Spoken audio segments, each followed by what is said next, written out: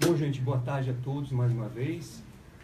Hoje nós estamos aqui para fazer o registro de que logo mais, nesta tarde, nós faremos a apresentação das vias originais do contrato de locação celebrado entre Dona Marisa e o Sr. Glaucus da Costa Marques e 31 recibos originais, vias originais, além de uma carta que foi encaminhada pelo Sr. Glaucus a Dona Marisa em janeiro deste ano, sem qualquer ressalva de dívida de aluguel. Então, portanto, aquilo que nós prometemos, aquilo que nós dissemos que faríamos, que é a apresentação da via original, tanto do contrato de locação como dos recibos de locação, assim como uma carta do locador a então inquilina, Dona Marisa, será apresentado nesta tarde na 13ª Vara Federal Criminal aqui de Curitiba. Essa entrega será acompanhada de um notário que irá certificar com fé pública a forma como esses documentos estão sendo entregues à Justiça e irá documentar cada documento entregue em uma ata notarial, que poderá ser consultada e irá preservar a forma como esses documentos se encontram e estão sendo submetidos. Esses documentos, especialmente o recibo, tem a declaração aqui do locador de que está dando quitação à Dona Marisa. Aqui, a declaração de quitação, segundo a legislação brasileira, é a prova mais plena de pagamento de uma parcela, de um valor de locação.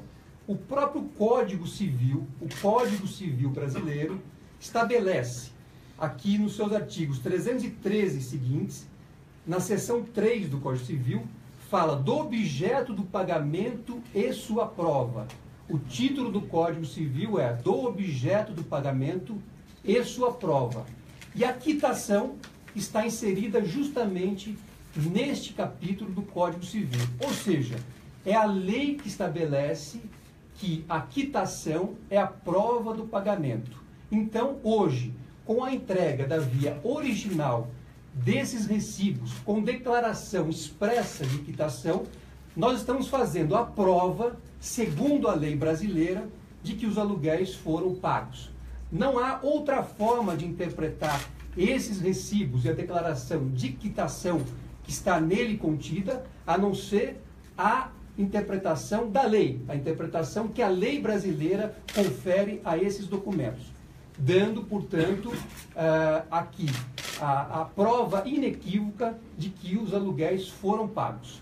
É importante também, ao lado dessa explicação, recuperar que esta ação penal não trata de locação. Esta ação penal trata de 2 imóveis que, segundo o Ministério Público, teria sido adquirido com valores provenientes de 8 contratos firmados entre a Petrobras e algumas empreiteiras. Então, repetindo, a acusação que está veiculada na ação penal que nós estamos tratando não diz respeito à locação de imóveis, mas sim à compra de 2 imóveis, supostamente com recursos provenientes de contratos firmados entre a Petrobras e empreiteiras. No entanto, até hoje, nenhuma prova foi apresentada de que recursos oriundos desses 8 contratos tenham sido aqui utilizados.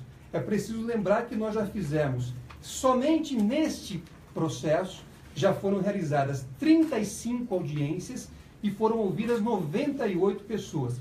98 testemunhas ouvidas em 35 audiências. E nenhuma prova foi feita da base da acusação, daquilo que efetivamente deveria ser objeto de discussão no processo. Então, essa questão da locação foi uma questão inserida no processo na audiência do último dia 13 de setembro, através de perguntas feitas pelo juiz Sérgio Moro e pelo Ministério Público. Foram 12 perguntas do juiz e 9 do Ministério Público sobre aluguel, sobre locação, e nenhuma pergunta sobre Petrobras. A Petrobras não foi citada em qualquer pergunta na audiência, ou ao menos como o foco ali que deveria ter sido dado por se tratar realmente da base da acusação. Então, substituiu-se naquele momento o foco da ação, que deveria ser os contratos da Petrobras, os 8 contratos da Petrobras que estão citados na denúncia, por uma relação de locação, uma relação privada de locação, uma relação estabelecida entre um contrato firmado entre o senhor Glaucus da Costa Max e Dona Marisa, em 2011, e os pagamentos decorrentes desse contrato de locação. É preciso lembrar que a primeira versão que foi apresentada na imprensa, possivelmente por provocações em off, era de que esses recibos teriam sido assinados de uma só vez. No entanto, esta versão jamais foi formalizada no processo. É preciso lembrar que no processo, o proprietário do imóvel, o senhor Glaucus da Costa Marques, reconhece que ele comprou o imóvel com recursos próprios e que ele, segundo a versão apresentada, ele teria assinado uma parte dos recibos em 2015, referentes a 2015. Esta é a versão que está no processo. No entanto, mesmo esta versão foi desmentida por meio dos 3 ofícios que foram respondidos pelo Hospital Sírio-Libanês, que colocaram uma pá de cal na versão que foi apresentada. Então, portanto, hoje, o que nós temos no processo é que, além de não haver qualquer demonstração, qualquer indício da utilização de valores da Petrobras destinados ao ex-presidente Lula, nós temos também que a relação de locação que foi colocada de forma artificial nesse processo, hoje está devidamente esclarecida pelos documentos que estão sendo apresentados. Não existe qualquer questionamento de que esses recibos, esses contratos tenham sido assinados pelo senhor Glaucus. Ele jamais questionou isso, e nós hoje apresentamos esses documentos com a tranquilidade e a segurança de que eles são autênticos e idôneos. E, como eu já disse, eles provam, segundo a lei brasileira, que a locação foi regular, os pagamentos foram feitos. Então, esse era o registro que eu gostaria de fazer nesta tarde, e também me colocar à disposição dos senhores para responder eventuais questionamentos.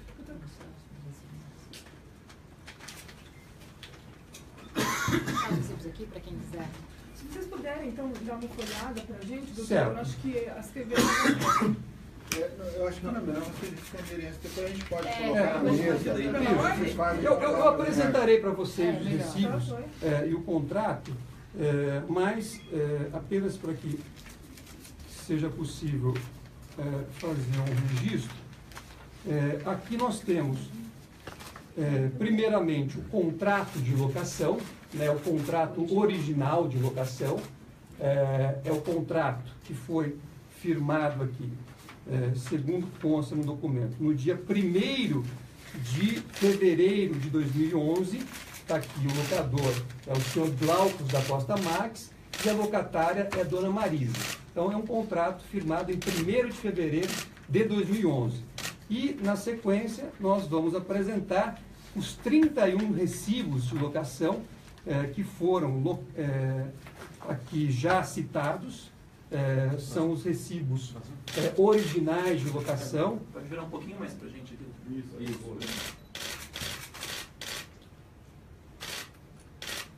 São 31 recibos, as vias são originais.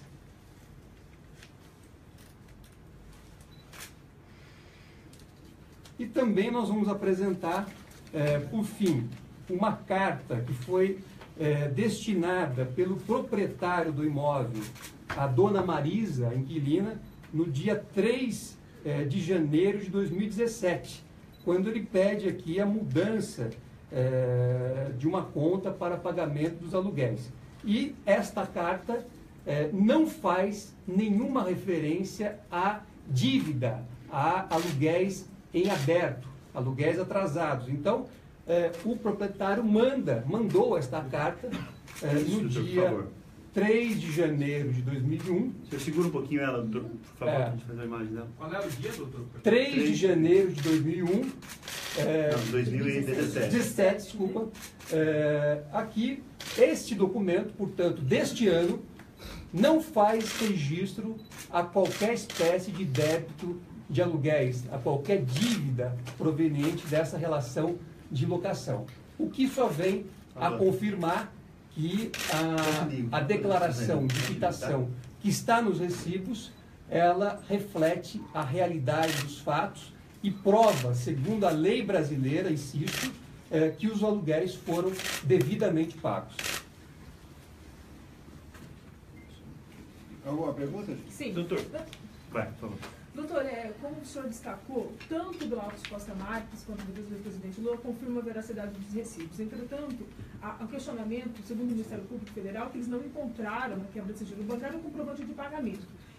Embora o Glaucus Costa Marques confirma que assinou, diz que não recebeu pela integralidade dos valores. O que está acontecendo nesse documento? Olha, primeiro ponto, o Glaucus não nega que ele é o proprietário do imóvel e que ele comprou com recursos próprios. Aliás, a quebra de sigilo bancário feita no processo com autorização judicial mostra claramente que ele tinha uma aplicação bancária, baixou essa aplicação bancária e emitiu cheques administrativos para comprar esse imóvel. Então, portanto, não se pode questionar, e nem o próprio senhor Glaucus questiona, que ele é o proprietário do imóvel e comprou este imóvel com recursos próprios. Ora, isso seria suficiente por si só para derrubar a acusação, porque a acusação, o Ministério Público sustenta nesta ação que este apartamento foi pago com valores provenientes de 8 contratos da Petrobras. Então, à medida que o senhor Glaucus faz a prova de que ele é o proprietário deste imóvel, nenhuma outra relação envolvendo este imóvel deveria estar em discussão. Agora, se o Ministério Público aceita a versão de que ele é o proprietário agora e usa apenas a questão da locação para introduzir nessa ação uma nova questão, nós já respondemos isso. Nós mostramos o seguinte: primeiro, a mesma quebra de sigilo bancário do senhor Glaucus da Costa Marques mostra que ele tem inúmeros registros de depósito em dinheiro. Então, esse é um primeiro fato. Segundo fato, o próprio contador, que também o atendia, emitiu uma declaração registrando que ele emitia os recibos periodicamente e recebia das próprias mãos do senhor Glaucus esses recibos. Também é importante lembrar que o senhor Glaucus pagava mensalmente o carnê-leão referente ao recebimento desses aluguéis. O carnê-leão é um imposto que existe na legislação brasileira, que é pago por aquele que, dentre outras coisas, recebe valores de aluguéis. Então, mensalmente, ele também recolhia. E tanto o senhor Glaucus como a dona Marisa declaravam esses pagamentos em imposto de renda. Ainda mais uma coisa, em junho de 2006, o senhor Glaucus foi ouvido pela Receita Federal e disse que recebia os aluguéis em dinheiro. Ele foi depois ouvido, em junho de 2016.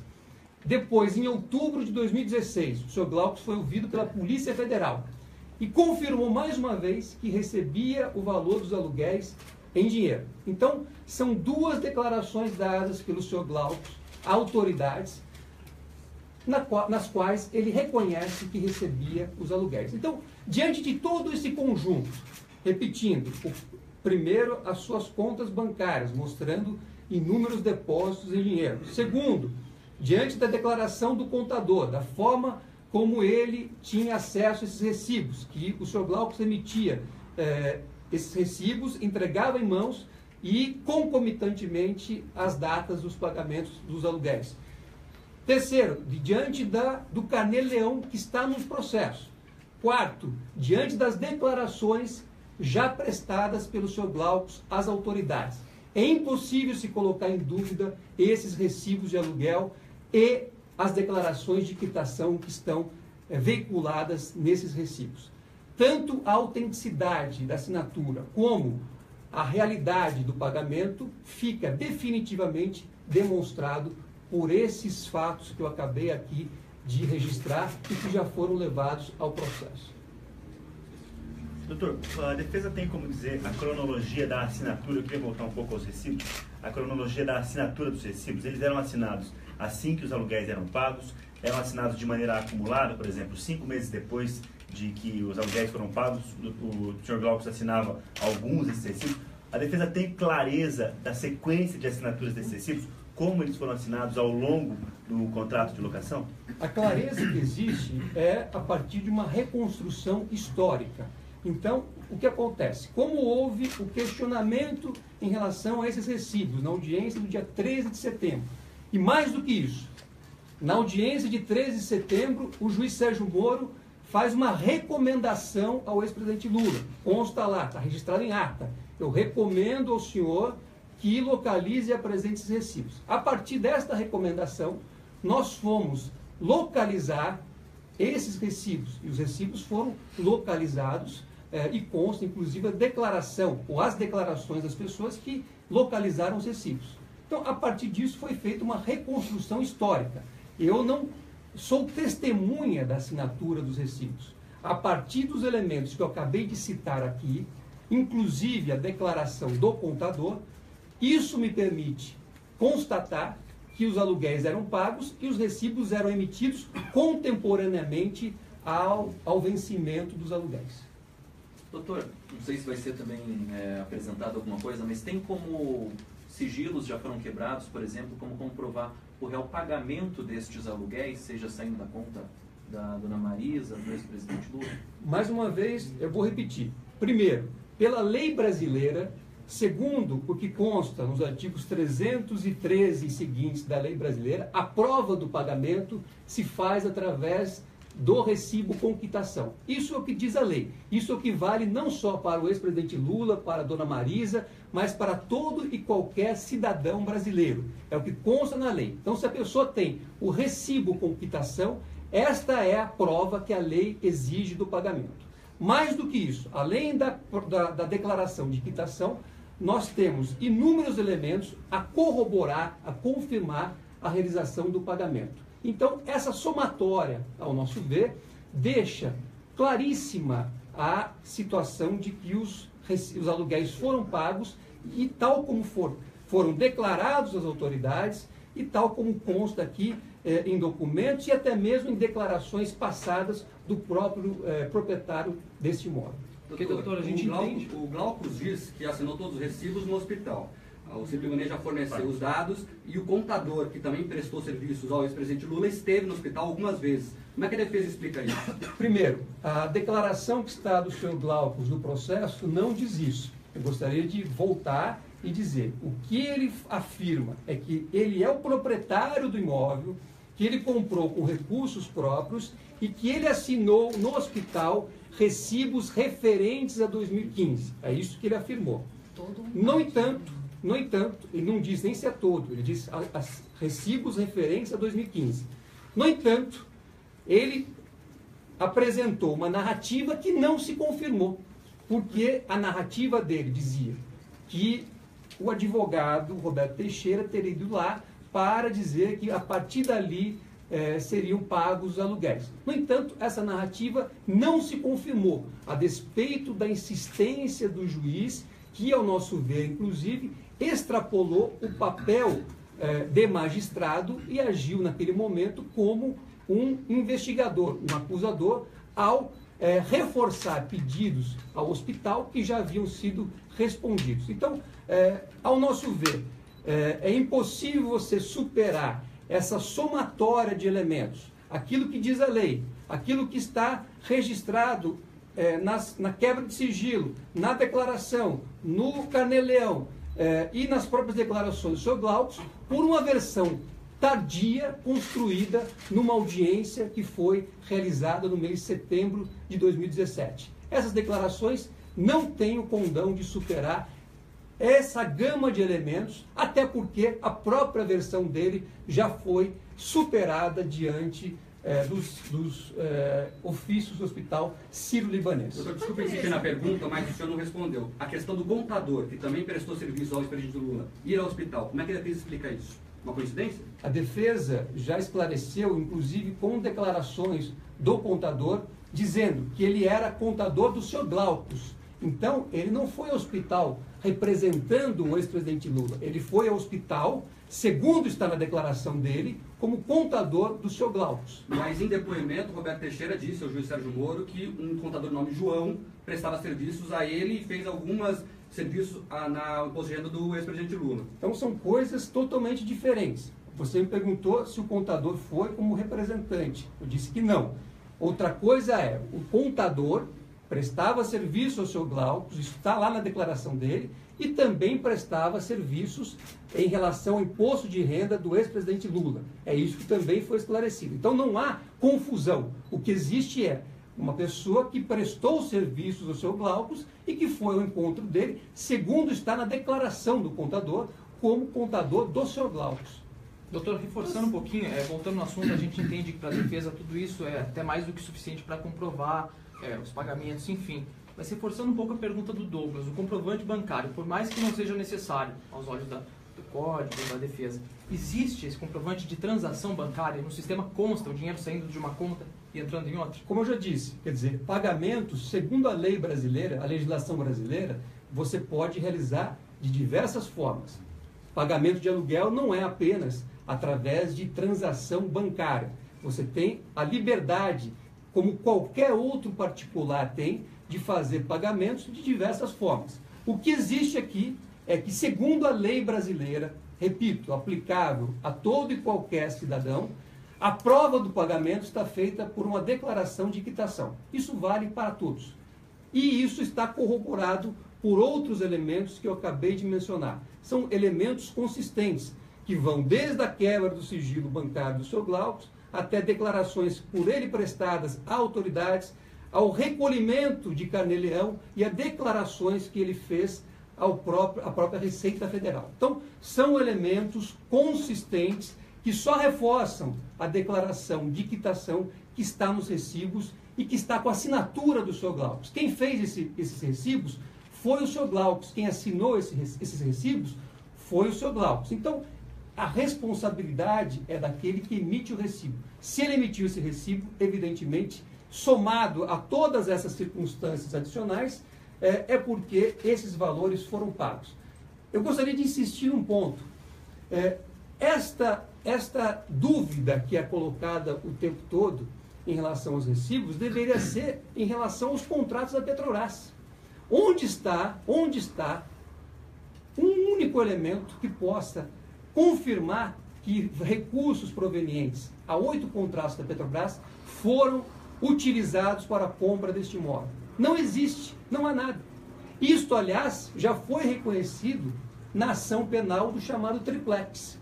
Quando nós, a defesa, questionamos a sentença através de embargos de declaração, o juiz, no dia 18 de julho de 2017, 18 de julho deste ano, o próprio juiz emitiu uma declaração, uma decisão, dizendo que não havia identificado valores de contratos da Petrobras dirigidos ao ex-presidente Lula.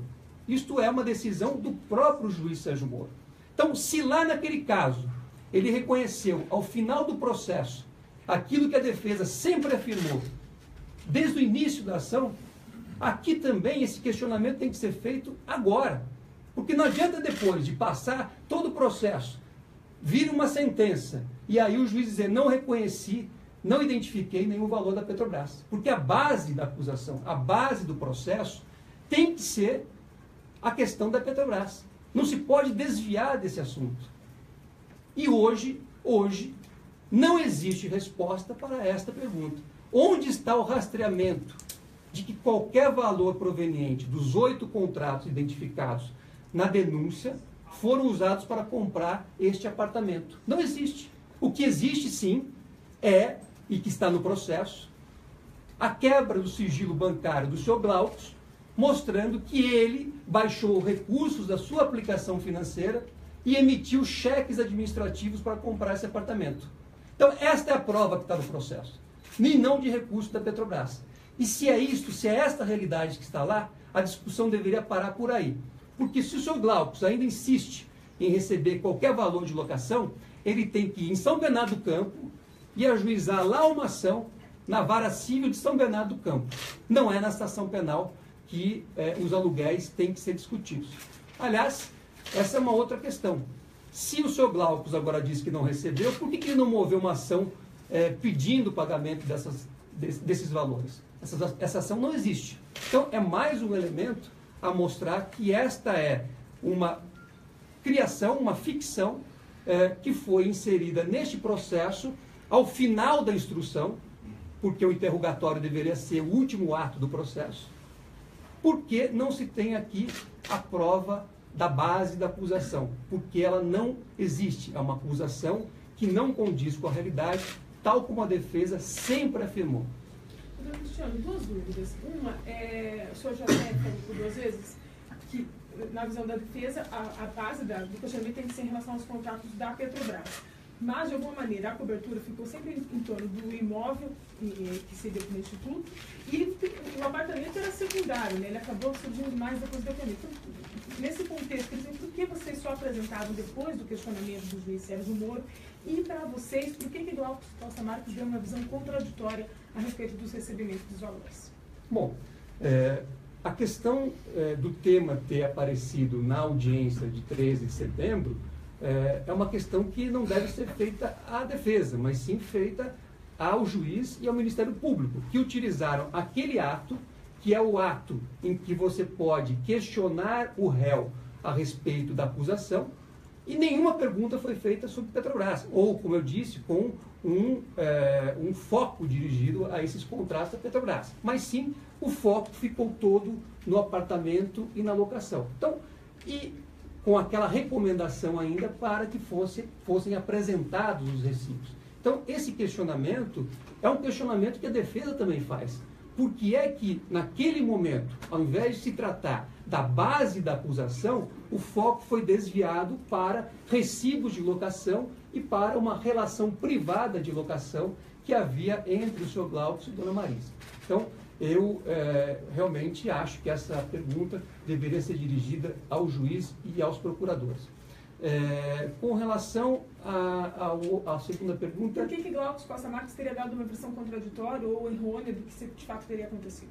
Olha, ele apresentou essa versão, mais uma vez, a versão dele também desmonta a acusação, porque a versão dele é de que ele é o proprietário do imóvel. Então, esta afirmação, ela também colide com a acusação do Ministério Público e deveria reforçar aquilo que nós sempre dissemos, que não há aqui hipótese de haver qualquer recurso da Petrobras dirigido ou destinado ao ex-presidente Lula. Agora, se ele já havia prestado diversas declarações às autoridades e depois reformulou a sua versão, isso também tem que ser questionado ao Sr. Glaucus. O que está, na verdade, motivando esta alteração na sua versão, que também já foi superada, como eu já disse, em virtude das próprias respostas apresentadas pelo Hospital Sírio-Libanês, a despeito da insistência, ao nosso ver, indevida por parte do próprio juiz da causa. Doutor, há quanto tempo que a defesa teve acesso à carta de quitação assinada pelo Sr. Glaucus, que o senhor apresentou hoje? Isso está nas declarações. Nós apresentamos no processo as declarações das pessoas que foram procurar e que localizaram os recibos, os contratos, etc. Então, isso está devidamente identificado nas declarações. Então, logo esses recibos foram encontrados, a defesa teve acesso e, na sequência, levou isso ao processo, respeitando, inclusive, o prazo que o próprio juiz havia dado para que as partes apresentassem documentos complementares. Mas a carta de quitação também foi ao mesmo tempo? Na verdade, o recibo, ele, no corpo do recibo, ele faz aqui, ó, o registro de que está dando plena, total e irrevogável quitação. Então, no bojo do próprio recibo, no corpo do recibo, existe essa declaração. Então, além do proprietário dizer que recebeu os valores, ele declara aqui que está dando plena, total e irrevogável quitação.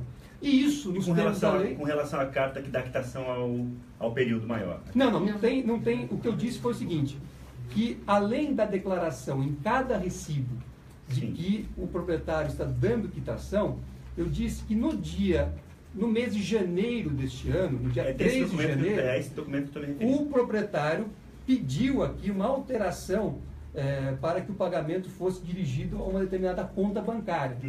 E neste documento não existe nenhuma ressalva de débito de aluguéis. Então, mas esse documento para a gente pelo menos é novo. Esse documento chegou às mãos da defesa quando? Na verdade não é novo. Nós havíamos apresentado também no processo. Aqui nós vamos apresentar o original, né, o original desta carta. Então, qual é a importância deste documento? A importância desse documento é que ele, sendo de 2017, ele não contém qualquer ressalva de que haveria valores em aberto, de que algum aluguel não teria sido pago. Ora, o proprietário do imóvel que manda uma carta para o seu inquilino pedindo a mudança da conta bancária ou depósito, evidentemente, ele, se tivesse algum débito, ele teria registrado aqui. É o normal, é o que se espera. É aquilo que em direito chama-se presunção hominis. É aquilo que normalmente o homem médio faria. Se ele vai mandar uma carta para o seu inquilino, ele já diria, olha, aqui você tem um débito de locação. E isso não existe. Então, ao ver da defesa, este documento vem a confirmar tudo aquilo que nós dissemos. Os valores foram pagos e ele aqui não faz nenhuma ressalva. É isso que nós colocamos e por esta razão também estamos apresentando a via original deste documento. Doutor, mas ele pede para que os aluguéis passem a ser pagos para uma determinada conta bancária que até então não era usada. Essa conta foi alvo de quebra de sigilo também? O que mostra a quebra de sigilo dessa conta? Olha, ele pede expressamente nesse documento que o negócio seja feito nessa conta. Para mim, na verdade, não está em discussão 2017. Nós estamos falando de um documento de 2017. O que se questiona? O que se questionou ali no processo é 2011 e 2015. Então, a resposta a esse questionamento nós demos. Agora, se nós formos avaliar e agora querer aqui analisar se 2017 foi pago em 2018, realmente não é a sede própria. Aí teria que se discutir isso numa relação de locação, que é uma relação privada, e não numa ação penal que trata de contratos da Petrobras. Doutor, vocês estão apresentando hoje 31 recibos, mas antes anexaram 26. Esses 5 recibos vieram da onde? Na verdade, da mesma origem, quer dizer, houve uma procura, foram localizados no primeiro momento 26 recibos e depois foram localizados outros 5 recibos, que nós, por lealdade, apresentamos, noticiamos isso anteriormente e hoje apresentamos as vias originais dos 31 recibos que foram localizados. Por que anteriormente vocês escolheram apresentar as cópias e não as originais? Na verdade, o processo é eletrônico. Então, o processo eletrônico, você faz o protocolo da via escaneada. Então, vocês poderiam ter marcado uma audiência para apresentar tudo? Não, nós pedimos audiência. Aliás, a defesa gostaria realmente de ter feito a entrega desses documentos em audiência e com a presença de um perito. E isso nós pedimos expressamente, só que isso foi negado. Então, hoje, nós estamos fazendo a entrega na Secretaria do Juízo, justamente seguindo aquilo que o próprio juiz estabeleceu, porque não houve da parte dele interesse de marcar uma audiência para receber as vias originais desses recibos. Doutor, a última pergunta sobre essa questão do notário. Não é usual no processo criminal usar esse tipo de expediente. Por que fizeram questão de fazer isso agora? Qual seria o critério para você fazer a afirmação de que o que é usual, o que não é usual? No processo em geral, pelo menos quando você vai apresentar alguma prova, é no EPROC direto e não tem um notário. Nós apresentamos no EPROC. Eu repito, nós fizemos o protocolo de todo esse material, de todos esses documentos, através do EPROC. Depois do questionamento, é que nós estamos aqui apresentando a via original desses recibos. Então, a defesa seguiu exatamente o que está previsto na legislação em termos de processo eletrônico. Agora, como houve o questionamento, e hoje nós estamos apresentando as vias originais, e não houve, por parte do juiz, o deferimento da realização de uma audiência para receber esses recibos com a presença do perito, então a defesa entende que a presença do notário, dando fé pública de que os documentos estão sendo apresentados e da forma como estão sendo apresentados, é uma segurança para a defesa, é uma segurança para a parte do processo e é uma forma de dar transparência ao ato, pois esses recibos ficarão registrados com fé pública num cartório aqui de Curitiba. Doutor, Tem algum erro, alguma mudança na data? Isso já foi esclarecido.